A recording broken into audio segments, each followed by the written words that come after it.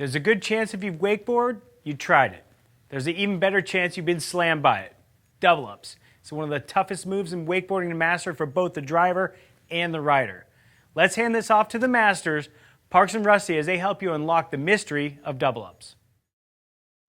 Hey, what up? I'm Parks Bonifay. This is Rusty Malinoski. We're out here on Rusty's Lake right now, and we're going to give you a couple tips and pointers for doing some double ups. A double up is actually where a boat goes straight and it actually curves around and goes back into its original rollers. The two rollers converge and actually doubles up. This is where it gets even bigger than the normal roller. You see 1080s, double flips, and we're going to do something right now, so check it out.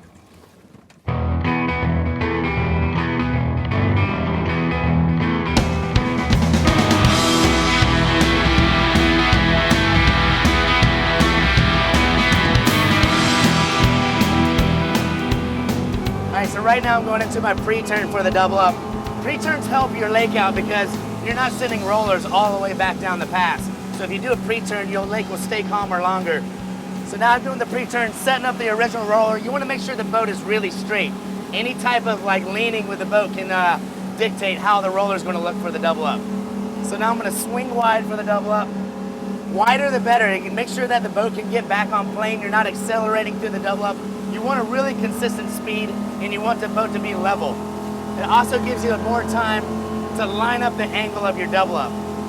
If you want to open your double up, you would come out of your turn earlier like this, but if you wanted to tee it up more, you would lean into it more at the end. Try to keep the boat level. And let Rusty bang out roll the blinds all day. Yeah, buddy.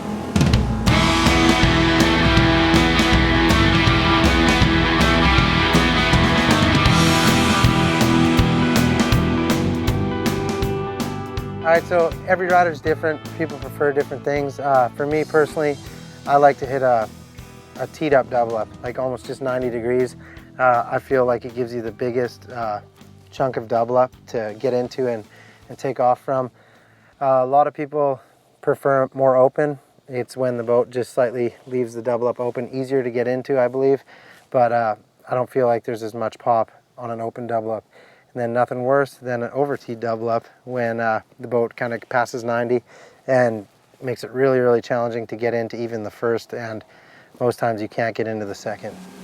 All right, so this is a borderline triple up for Rusty. This is when Rusty goes the biggest. So you're on your pre-turn. I'm gonna give a little bit of a kink to these rollers. Now what will happen is these rollers will converge.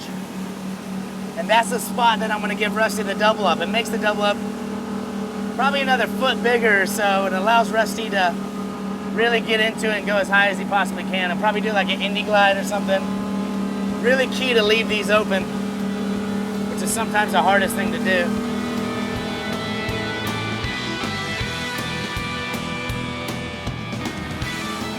The bigger the double up, the more you got to leave it open because it makes it really tough to get into as these rollers get bigger and as you keep going into 90 degrees. So the bigger they are, try to leave it open.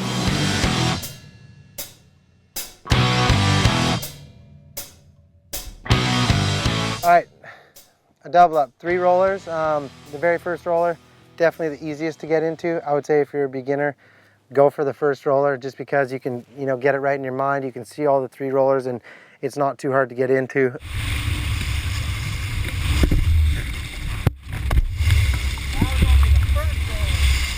Second roller, definitely 9 times out of 10, that's the roller I hit.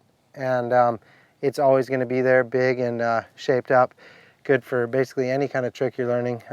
Third roller, really depending on the situation. The only time I go for third roller is if the second one doesn't look big enough, or if, as of lately, trying double flips. So those are your 3 options. Get your driver on the same page as you, and a lot of times when the double up's it's shaping up and it's looking like a good one, and then last second the driver makes a little change. He might over tee it just a touch, and you're planning on going for the second or third, and you're gonna have to maybe change really quick and go for the first roller, or vice versa. He opens it up too much, so then when it's open, you can go for the third one.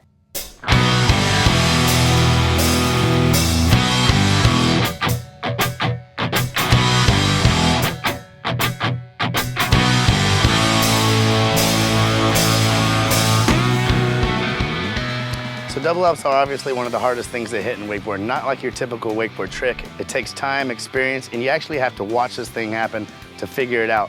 It'll be a mystery for a while, but stay at it. Keep your fingers crossed, because you might need a little luck. Have fun.